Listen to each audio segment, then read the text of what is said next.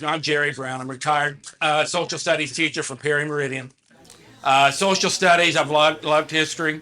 I'm not a native South Sider, but I moved here in 1974 and started teaching at Perry Meridian High School, which was the second year that Perry Meridian was open.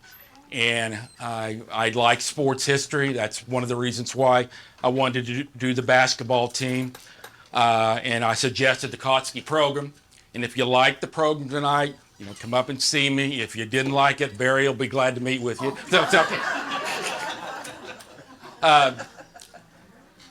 I want to give credit to some of my friends who helped me, who are native Southsiders and they're into sports history. Dave Schaefer, who's not here tonight. Rick Schaefer, raise your hand, Rick. Dave's brother. Dick Chu, raise your hand, Dick. Ron Bolliard, some of you may remember from his days in the in the school district. And my son-in-law back here, Joe Ake, who's doing the filming. And his wife, our daughter Melanie Ake, next to him in the green. And my wife Joyce, back there in the blue and white. So. I did draw a lot from the book, not exclusively, but I blended the information from the guys I just mentioned. I did call the author of the book. I wanted to make sure it was okay. And he said, no problem. However, I'm asking you, no, I'm begging you, do not use anything for a money-making purpose, okay? Whatever you share, do it with the private group, but don't try to profit from anything that's been presented tonight. Okay? All right. I did want to mention, it was mentioned previously, Frank sponsored a baseball team, okay? I could not find anything on it, but I didn't pursue it really hard because I wanted to concentrate on the basketball team. But here's a picture of the Indianapolis Kautskys and Barry. It's on the screen. Oh, all right, good. I'm thinking, as old as this was, does this look like the front of Edgewood? Or something else? Maybe the front of the old South portion. Oh, okay. Where Chase Bank is. Oh, yes, okay. You might be right on that. You might well be right. Well, anyway, I could not find anything about the Kautsky baseball team, and I wanted to concentrate on the basketball team anyway, so I didn't really pursue it. But if somebody knows something about it and you want to mention it tonight, great, okay? Really, the key to the beginning of the Kautsky team was the friendship that developed between Frank and a guy that a lot of you, I think, will recognize, Pete Bailey. Okay. Oh, there you go. I can't forget you've got this thing. All right. Frank knew that Pete was a good basketball player, but he really didn't know too much about basketball. So Pete said, "Come on, Frank, down to Edgewood Grade School. Going to have a pickup game. Admission's a nickel." Okay. Now this is 1931. Okay. Even a nickel in the Depression was valuable. Mm-hmm. So Frank went to the game. Well, he fell in love with it immediately. Okay. And afterwards, he asked Pete to start organizing a team of players that he would sponsor, and they would be called the Kautsky ACs. Okay. Now, the AC stood for Athletic Club. Okay. So it really didn't have like a mascot like a lot of teams have, but it was just the Kautsky Athletic Club. The first year, they were an independent club, which meant they basically played anybody that would play them. Okay.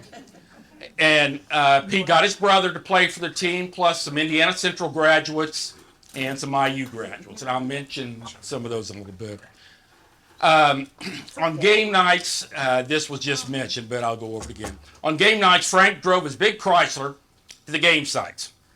The players would ride in the car, but the friends and family would ride in the delivery truck. And that's where they sat on the milk crates, and can imagine back then in the winter and bouncing up and down, and it had to be a real pleasurable trip to the games. But they were probably grateful to get to go, so I'm not going to demean it. Frank used a lot of promotions. Remember, Depression, okay? They needed to get people in, and that's when baseball developed the doubleheaders. They thought if we charge one price for two games, people more likely to come. Well, Frank he knew what he needed to do.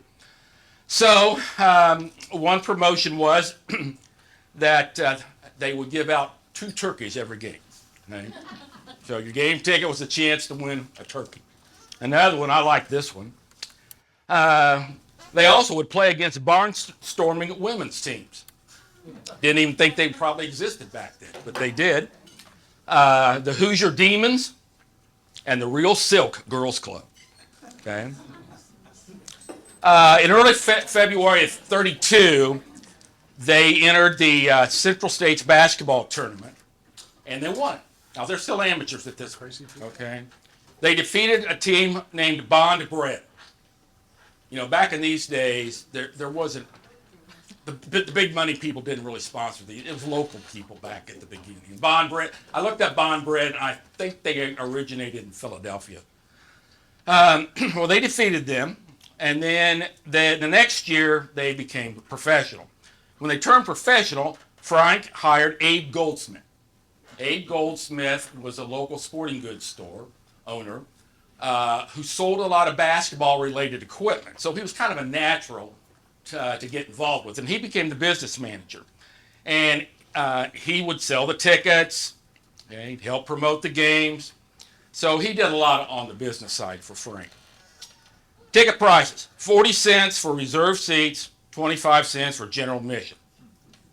Now, the normal price back then, I read, was $1 a game. Frank's thinking was, I want to just get more people. So I'm only going to charge 40 cents. And again, of course, once you're in there, what are you going to buy? Concessions. You know? So and stuff. And I'm sure Frank got a cut out of that. Maybe even supplied some of it. I don't know. But that really helped promote the Kautsky team. Those early years, this was mentioned a little while ago. Frank never made a cent. And an Indianapolis newspaper reporter asked him for a story.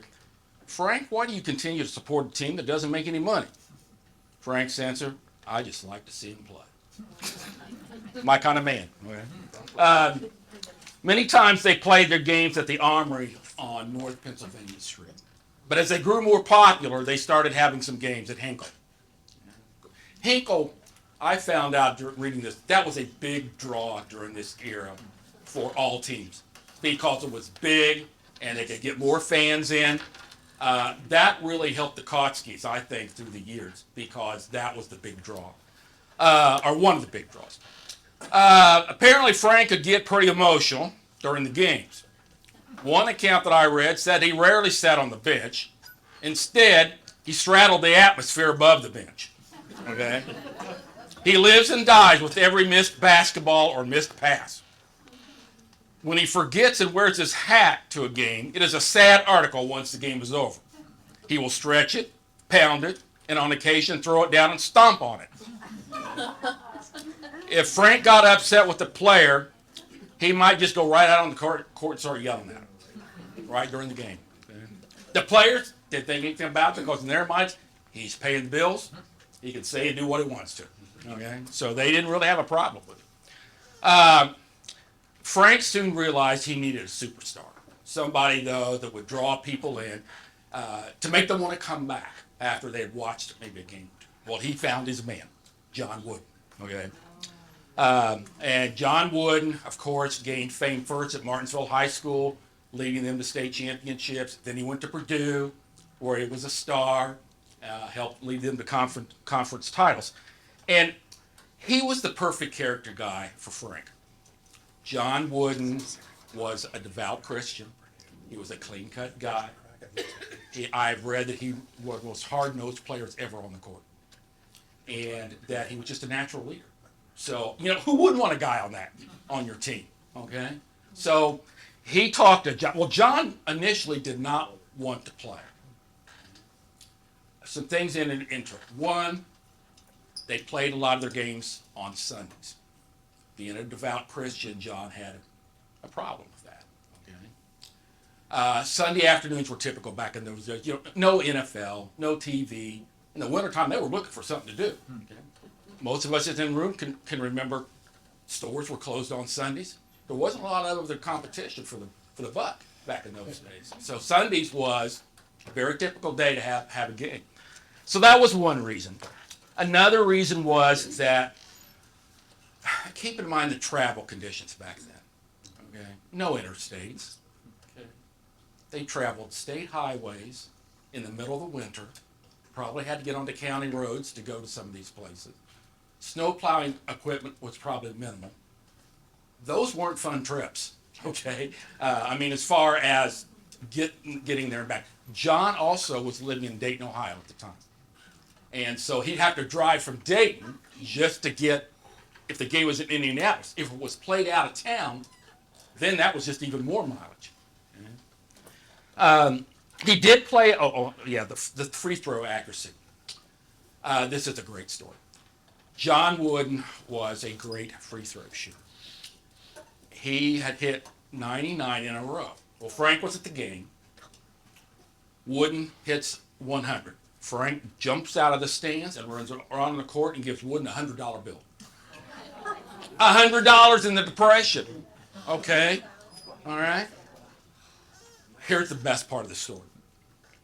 As soon as his wife sees it, she runs out of the court and grabs it out of his hands.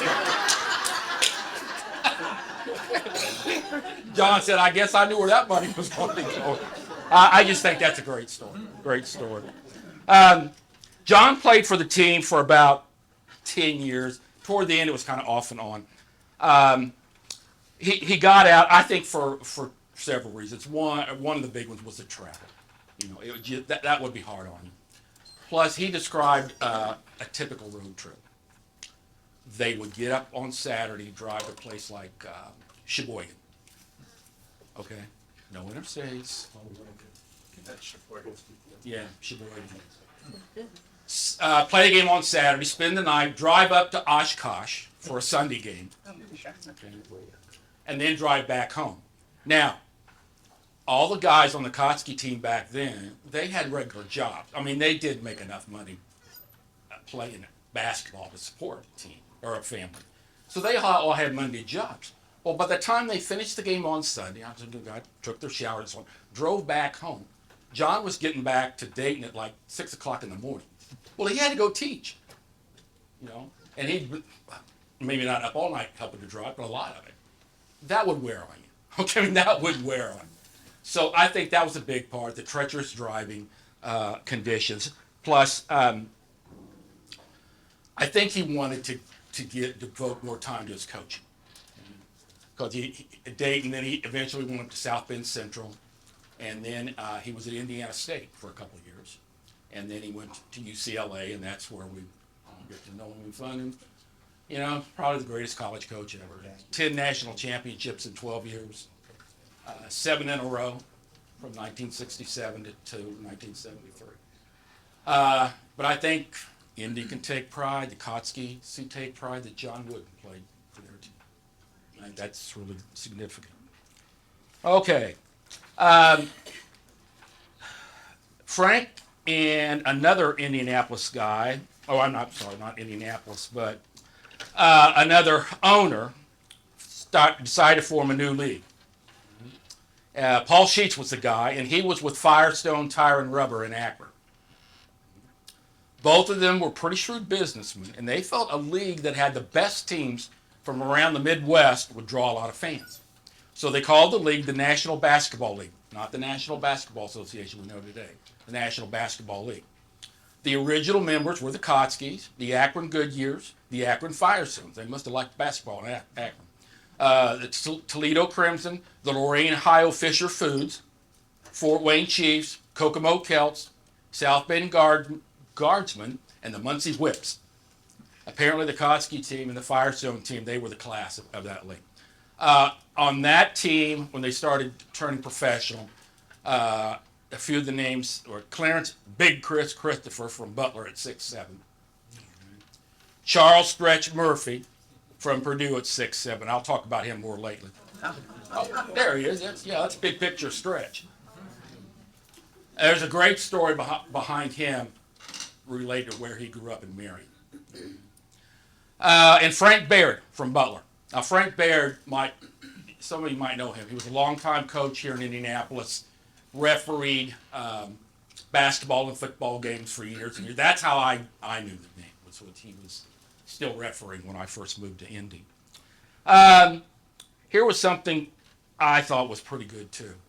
Frank and Paul, whether motivated out of enlightenment or motivated out of money, or maybe both, they played all black teams. And two of them were this surprised me, it was called the New York Celtics. So I'm thinking maybe they started in New York rather than in Boston. That was one of the teams. The next one I'm going to mention, you'll recognize, the Harlem Globetrotters. Okay. Now, I don't know back then whether they were serious basketball or whether it was the clown kind of game. They were serious. They were serious. Were they? Okay. All right. Well, I trust you. Yeah. Okay. Okay. And the New York Renaissance, or the Wrens, that back then they were referred to as the colored teams are going to be coming to play. But why I think the money, they drew big crowds at Hinkle, whatever those teams came to play, because they were good and they always give the Kautsky team a battle. And so I think people, they wanted to see it as much for the basketball as anything else. So, but I thought, that's 30 years before the Civil Rights, that they were willing to play teams like that. Yeah. I'll give you an example of the Wrens. The Wrens at one point had a record of 478 wins and 67 losses, spread over several seasons. But listen to this one. One season they won 120 games and lost 8. Now, that barnstorming travel wasn't easy either. So, but they probably took on anybody that was willing to play. But, that's amazing to me. 120 wins, 8 losses. Wow. Okay. During this time, there were some other local teams. I didn't really do too much with them because I tried to concentrate on the Kautskys. The Indianapolis Emeralds that was sponsored by the sporting goods store. Okay. There was the Indianapolis Continental Tire team. Here's some names from Emerald. Al Feeney, he would eventually become the mayor of Indianapolis. Ward Piggy Lambert, longtime coach up at Purdue. He played at Purdue, and then he was the coach there. And Homer Stonebreaker. Anybody know who Homer Stonebreaker was? Tell us. Wingate. They won the first state. They won the first 2 state high school championships. And he went to Purdue. And so those were 3 of the players on the Emeralds team. Another new league started in 1935, the Midwest Basketball League. Also during this time, a big rule change happened in basketball. I can kind of remember the old guys talking about this when I was growing up. Back in the old days, they had the center jump after every basket. So instead of the other team taking it out of bounds and running down the court, they all met it at the center circle, and they jumped it up again. Yeah.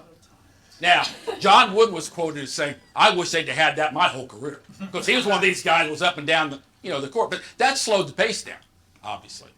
When you're going to have a center jump. Well, they eliminated that, and that really sped the game up. And I think it probably made it. Well, I know it would have made it much more attractive to fans to watch. So that was a big thing to kind of help basketball. It was also during this era that Frank did a lot of philanthropy work. He often invited children from the orphans' home or the newspaper carriers to enjoy games free of charge. Steve, I think you said he sponsored Pony League teams back in the day. So, yeah. Yeah, they both did. Both of them? Kautsky both, yes. Okay. For years. They wouldn't sponsor my team, but then Is that another discussion? Okay. Also during this time, a guy had a team, which a lot of you native Southsiders would recognize, Jewel Young. Yep. Julia. He had the Jewel Young All-American team. Now, I do not believe they were in the same league with the Kautskys. But, back in those days, things were pretty loose, there would be independent leagues. Teams could come and go on a whim, the owner sponsor ran out of money, that kind of thing. So there were probably a lot of those teams around.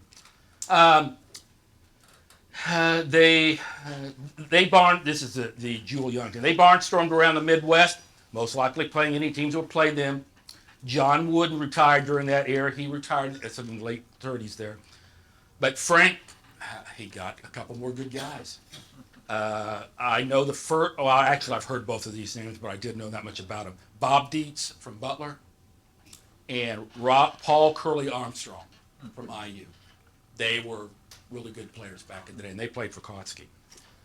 I'm going to test your history coming up here.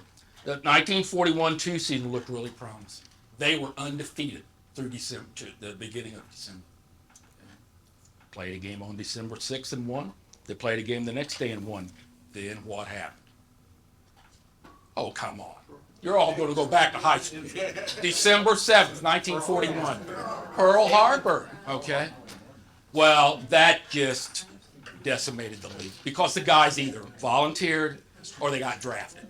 And so Kautsky's team limped through the rest of that season, but then he shut it down because there just weren't any guys to play. You know, they were in the service. So he did not have a team through that time period. Basketball, professional basketball in Indiana might have gone forever if it wasn't for one guy. Now, it wasn't Frank Kautsky, although he was important. There was a guy out of Fort Wayne. He was rich. Flamboyant. Zollner. Yeah. Zollner had a team in Fort Wayne. Fred Zollner, he owned a very successful company, the Zollner Machine Works and Pistons. Recognize that last name? That team would eventually go to Detroit. It becomes the Detroit Pistons. Yeah. But he really, I think, saved the league because first of all, some of the guys in his plant convinced him to start a team. Well, he liked it just like Frank did. And so he sponsored a team, and he donated, from what I read, lots of money just to keep the league going as an organization during World War II. It could have folded completely, but I think it was the Zollner money that kept it going. Frank re-entered the league in November of 1945, but his team really struggled. You know, he didn't have very many returning players. A lot of those guys probably went to the service. You know, their skills had eroded, plus they took advantage, just like my dad did. They got the GI Bill, and they could go to college now. You know, and so I'm going to take advantage of that. And basketball's, you know, it's going to be secondary to getting that college education. So I think that's probably why he struggled. He did get another great player. His name was Arnie Rice. And I am going to read a little bit out of the book. I don't want to read just lots of passages because that. But I'll tell you about Arnie. The Grocer's biggest triumph then after the war came in when he got former Ohio State University standout Arnie Rice, 6'9". Wow. That would have been a giant back in the day. Okay. The junior had been a dominant inside force in the Big Ten in the 45-6 season and promised in the next year was going to be his greatest. Poor grades prevented him from completing his third year with the Buckeyes. Back then, freshmen didn't play. As soon as that became apparent, his poor grades, he dropped out. And several professional coaches and team owners took great interest. Sheboygan was very interested in him as a center, and they attempted to get to him, but Paul Kautsky and Goldsmith outbid him, and Risen signed with the Kautskys. I like this next part. Don Kautsky. My dad offered to pay Risen $75 a game. I thought to myself, my goodness, Pop must have lost his marbles. How is he going to pay someone that kind of money? Now, by then, the reserve seats were $1.50 and balcony seats were 65 cents. We didn't charge very much. I don't know how we were going to pay this guy and keep the rest of the team on the payroll. But it was smart because, you know, back then the primary promotion news about players was what? Print, maybe radio. Well, there was all kinds of stories about this guy. So people wanted to come and see him play. But Risen's presence made an instant impact at the box office. At the grocery store, at the counter, 17-year-old Don, who ran the store while Frank managed the team, reported soon after they signed Rosin, they got $10,000 more per op. So he was a drawing card. He comes up later in the story in a sad way. Okay. But 46-17, that was going to be the good one. Kautsky teams were always very competitive, but they had not won a championship since the state amateur championship in '32. And so I think Frank really was really hoping to get one.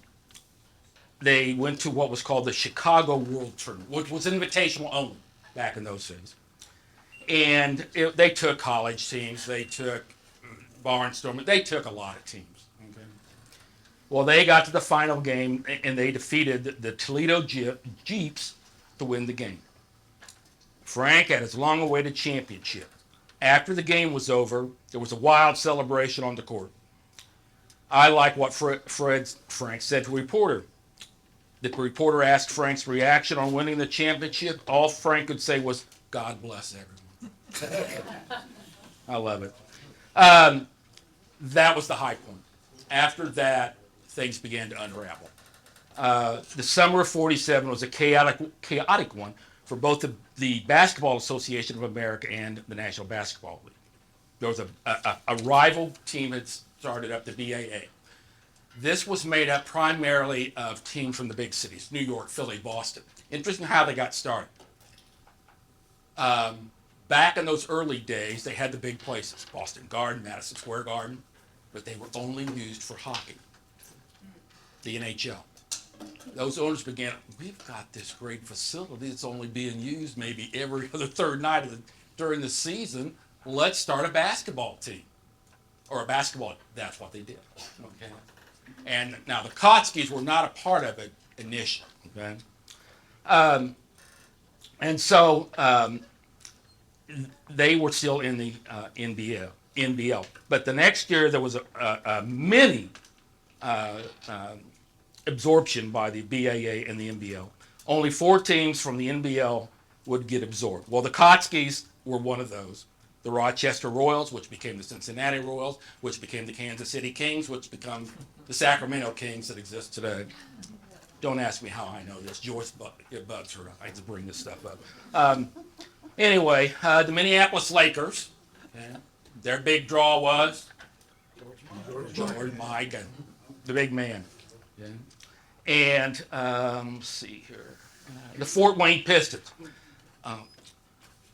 But here's why they dropped the name Zollner. When they went into that BAA, no corporate sponsorship could be in the name. It had to be the city. And so the Fort Wayne team, the Zollner Pistons, became the Fort Wayne Pistons. And I can't remember what I think the Lakers were sponsored by somebody too, and then they became the Minneapolis Lakers. At this time, though, things were going on, and Frank decided to get out of basketball. He was quoted as saying, "The game's getting too fast for me." Now, when he meant fast, he didn't mean the players. He meant the rising salaries and the competition for players. And when you start getting teams that are based in New York and Philadelphia and Boston, that's hard for Indianapolis to compete. Well, it still is today, actually. I mean, the Pacers are one of the smaller markets, so that really hasn't changed. But it was really hard back then. So Frank decided to get out, and he sold all his interests to a guy by the name of Paul Walk. Mm-hmm. The team was getting cash strapped. Walk sold off Rison to the Royals. Now, you can imagine how happy that made the fan base. Star player for cash. He sold another star player for cash. What I've read, Walk was not much of a people person. He also tried to do something that I suspect had happened a lot back then. And I want to preface this by saying, in reading the book, Frank Kautsky was very much honored and respected around the league because he honored his players' contracts. He didn't try to chisel them, or not hold them up. But Frank always did that. Walk, not so much. Okay. He was known for trying to chisel guys out of some of the contract money, and the worst example was he tried to chisel all the players that had played in that '47 championship game out of their winnings. Horrible. Anyway, I said when they did go in with the BAA the second year, they had to change their name. And so Walk owned them at that time. And you couldn't have Kautsky anymore. So it had to be Indianapolis something. So he held a contest and let the fans choose what the name would be. Well, the Jets won out. Okay? So they became the Indianapolis Jets. They only lasted 1 year, and that 1 year was a pretty sad situation. They started off fairly decently, but things turned sour pretty quickly. All kinds of inner turmoil happened. A lack of money, Walk's controversial personality, player moves led to the collapse. I want to read the story of the last game. Indianapolis Jets last season was a woeful 1842, dead last in the league.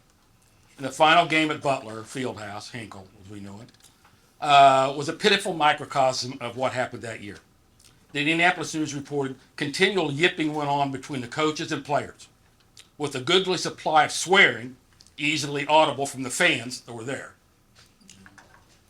The officials called 7 personal fouls in the first minute.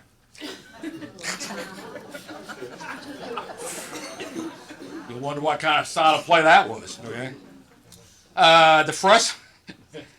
This part is the next part I like. The frustration level rose so high that one player even threw the ball at the referee, Frank Scanlon, and then went and punched him in the face.